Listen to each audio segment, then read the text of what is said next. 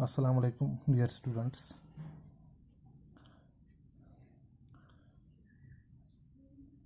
In the previous lecture, we discussed some important terms related to genetics and evolution. So I will give you briefly, I will repeat the terms that we discussed. Genetics, the study of heredity and variation is called genetics, heredity. The process of transmission of characters from one generation to next generation is called heredity. In the same way, we discuss variation. Variation we discuss when there occurs some errors in DNA copy which result in differences between parents and offsprings. And also we discussed some terms, maybe you all are aware of that. So in continuation to that, today we are going to discuss about Gregor John Mendel. Gregor John Mendel is he is also called the father of genetics because he gave us the idea of genetics, and today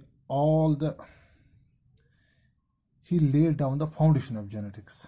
Mendel laid down the foundation of genetics. He gives various laws, phenomena. No doubt all of his laws didn't come true, but a direction he gave, in which direction the lot of scientists work, and they came to the conclusion and gave various laws which are applicable today also.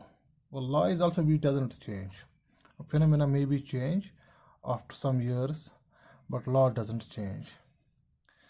But it is only the credit goes to Gregor John Mendel, who lays down the foundation of genetics. Gregor John Mendel, he studied in a monastery. उसने एक monastery में पढ़ा है Gregor John Mendel ने. हाँ, university उसने Vienna उसने join की थी, लेकिन वहाँ एग्जामिनेशन में फेलियर्स की वजह से वो सर्टिफिकेट हासिल नहीं कर पाया. लेकिन बाद में वो फिर से वापस आया मोनेस्ट्री में. वहाँ पर उसने जिस चीज़ पे काम किया, जिस चीज़ पे उसने अपनी लॉज इस्टेब्लिश किए, लॉज दे दिए, वो था पी का बॉटनिकल नेम जो है वो है पाइसम सेटाइवम. उसी पे इसने काम किया मेंडल ने, और बहुत सारे फिनोमेना, लॉज, डेफिनेशंस उसकी वजह से हमारे सामने आई.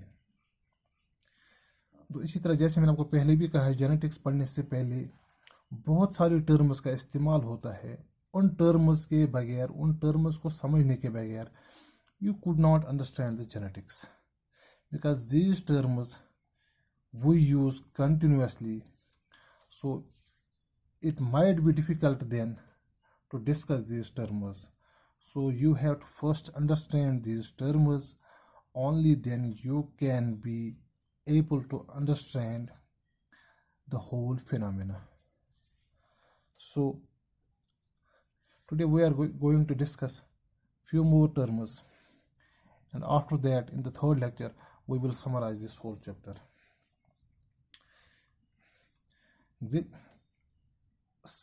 सिंपल लफ्ज़ों में आपसे मैं ये कहना चाहता हूँ कि ग्रेगर जॉन मेंडल ने बुनियाद रखी जेनेटिक्स की. उसके बाद बहुत सारा काम जेनेटिक्स पे आज भी हुआ है, और बहुत ही, जैसे मैंने आपको पहले भी कहा था, बहुत ही इंटरेस्टिंग चैप्टर है ये.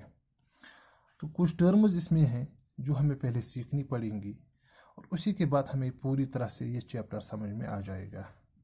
ज़्यादा हमें इसमें कुछ डिस्कशन नहीं करनी है. एक दो लॉज के बारे में हमें पढ़ना है, और साथ में एवोल्यूशन के बारे में थोड़ा पढ़ना है, वो भी इसी से रिलेटेड है. तो पहले हम इसी पे बात करेंगे. जैसे मैंने आपको पहले भी बताया कि ग्रेगर जॉन मेंडल ने जिस चीज़ पे काम किया था वो था पी प्लांट, यानी मटर का जो पौधा होता है उसी पे उसने काम किया था. कुछ कैरेक्टर्स उसमें लिए, तो वही आज हम डिस्कस करने जाएंगे. पहले मैं आपसे डिस्कस करना चाहता हूँ कि होमोजाइगस क्या हो गया।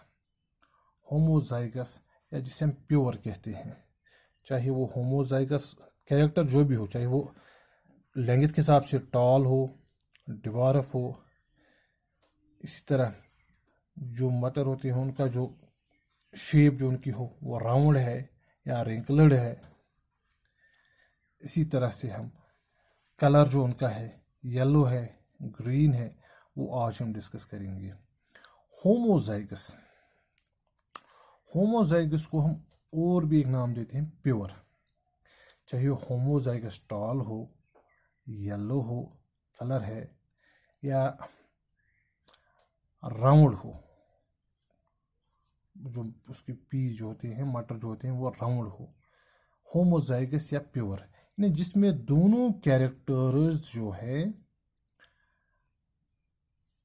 उसमें दोनों कैरेक्टर्स डोमिनेंट शेप में मौजूद होंगे।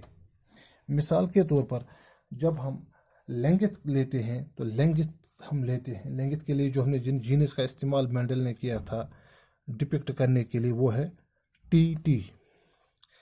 टी से उसका मुराद है टॉल, यानी ये प्योर टॉल है। प्योर टॉल यानी दोनों, टी जो है लेंथ के लिए इस्तेमाल होता है, टॉल के लिए इस्तेमाल होता है। इसी तरह आप यहाँ पे देखोगे, यहाँ में लिखा है कैपिटल टी और स्मॉल टी, ये हाइब्रिड है। क्योंकि जो स्मॉल टी है वो जो लेंथ, जो शॉर्ट लेंथ है, जिसे हम डिवार्फ भी कहते हैं जेनेटिक्स में, स्मॉल टी उसके लिए इस्तेमाल होता है, कैपिटल टी टॉलनेस के लिए इस्तेमाल होता है। इसी तरह जो टी उसने यानी जो लेंथ के लिए उसने जो इस्तेमाल किया, दोनों जीन जो थे वो प्योर थे। इसी तरह हाइब्रिड जैसे आप जानते हो, हाइब्रिड दो चीज़ों का मेल होता है। जैसा कि आप यहाँ पे देख पाओगे कि कैपिटल टी है, स्मॉल टी है। कैपिटल टी हम करते हैं टॉल के लिए इस्तेमाल, यहाँ पे जो जीन है स्मॉल टी जो है ये शॉर्ट या डिवार्फ के लिए इस्तेमाल होता है। इसे हम हाइब्रिड कहते हैं, यानी इसमें दोनों टॉल, यानी टॉल भी और डिवार्फ भी है, लेकिन कौन सा कैरेक्टर यहाँ एक्सप्रेस हो पाएगा। मिसाल के तौर पर जैसे यहाँ पे ये है TOT, इसे हम हाइब्रिड टॉल कहेंगे, यानी इसमें जो कैरेक्टर है टॉल ही जाहिर हो पाता है। डिवार्फ इसमें हालांकि दोनों जीन्स इसमें मौजूद हैं, लेकिन जो टॉलनेस के लिए जो जीन है वो डोमिनेंट है, और जो डिवार्फ के लिए यहाँ पे जीन है वो रिसेसिव है। यानी रिसेसिव जीन अपने आप को एक्सप्रेस नहीं कर पाता है। टॉलनेस के लिए जो इस टॉल यहाँ पे इस्तेमाल होता है। इस तरह ये आप समझोगे कि होमोजाइगस है। इस तरह हेटेरोजाइगस, जैसे हाइब्रिड है या हेटेरोजाइगस जिसे हम कहते हैं, यानी ये है दोनों इसमें, यानी दो कैरेक्टर्स में पाए जाते हैं, लेकिन दो में से कौन सा कैरेक्टर अपने आप को एक्सप्रेस कर पाएगा वो हम आगे देख के हमें पता चलेगा कि इन दो में से कौन सा। इसी तरह अगर हम देखेंगे जो कलर के लिए जो मेंडल ने जो चीज़ इस्तेमाल की जो डिपिक्ट करने के लिए, वो है वाई, येलो कलर, यानी येलो कलर और ग्रीन कलर, वाई। इस तरह उसमें भी हम कहेंगे होमोजाइगस येलो, हेटेरोजाइगस येलो, यानी येलो जैसे कैपिटल वाई, स्मॉल वाई। एक कैपिटल होता है होमोजाइगस और स्मॉल हो जाएगा रिसेसिव के लिए या हाइब्रिड के लिए। इसी तरह उसने सीड की जो टेक्सचर होता है वो राउंड होगा या रिंकल्ड होगा, यानी यानी ये सभी चीज़ें जो उसने इसमें हम कहेंगे, मिसाल के तौर पर अगर हम ये कहेंगे कि जो हमारे पास दो जीन्स यहाँ पे मौजूद है, हम कहेंगे टॉल जो है टी, ये प्योर टॉल है, यहाँ लेंगे हम प्योर डिवार्फ।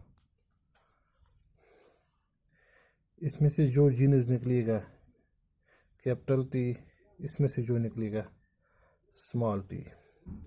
जब ये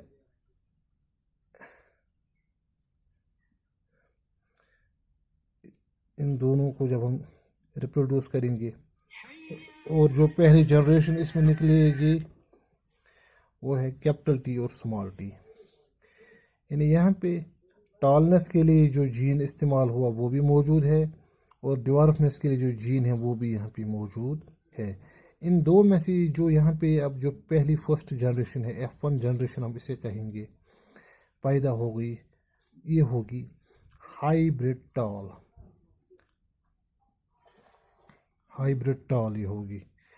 यानी यहाँ पर दो जीन्स मौजूद थे, टॉल का भी जीन है यहाँ पे मौजूद है और ड्वार्फ के लिए भी जीन मौजूद है, लेकिन टॉल जीन जो है वो डोमिनेंट है, यानी वो एक्सप्रेस कर पाएगा अपने आप को, और ड्वार्फ जीन जो है वो अपने आप को एक्सप्रेस नहीं कर पाएगा। ये मिसाल ऐसी है कि अगर हम एक आदमी है जो बहुत ही लंबा है, उसने शादी की एक औरत से जो बिल्कुल छोटी है, तो उनका जो पहला बच्चा होगा वो जी उसमें जो पहला बच्चा होगा वो टॉल ही होगा, हाइब्रिड टॉल होगा, वो प्योर टॉल नहीं होगा, हाइब्रिड टॉल वो होगा। और फिर आगे जब जनरेशन बढ़ती जाएगी उनमें डिवार्फ भी हो सकता है।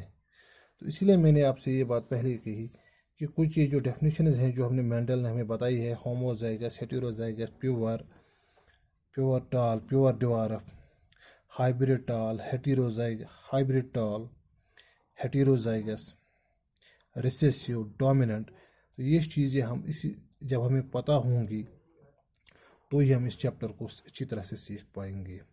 डोमिनेंट, होमोजाइगस, दोनों जीन्स एक ही कैरेक्टर के होंगे, जैसे कैपिटल टी है टॉल के लिए, यानी दोनों जीन्स में टॉल होंगे। हेटेरोजाइगस में एक टॉल होगा एक ड्वार्फ होगा, लेकिन इसे हम हाइब्रिड कहेंगे क्योंकि जो कैपिटल है, जो टॉलनेस जो कैपिटल इसमें इस्तेमाल हुआ कैपिटल टी, वो डोमिनेंट वो जीन रहेगा टॉलनेस के लिए, और जो ड्वार्फ का है वो अपने आप को एक्सप्रेस नहीं कर, हम उसे कहेंगे रिसेसिव है। इस तरह से कुछ डेफिनेशन हैं जो आप आज आपने सीखी। तो इंशाल्लाह अगले दिन हम इसी का एक और कि किस तरह कैरेक्टर्स एक्सप्रेस हो पाते हैं, मेंडल का जो पहला लॉ मानो हाइब्रिड क्रॉस जो है वो हम पहले पढ़ेंगे, और उसके बाद है सेक्स डिटर्मिनेशन, इंशाल्लाह वो हम अगले चैप्टर में पढ़ेंगे। अस्सलाम वालेकुम।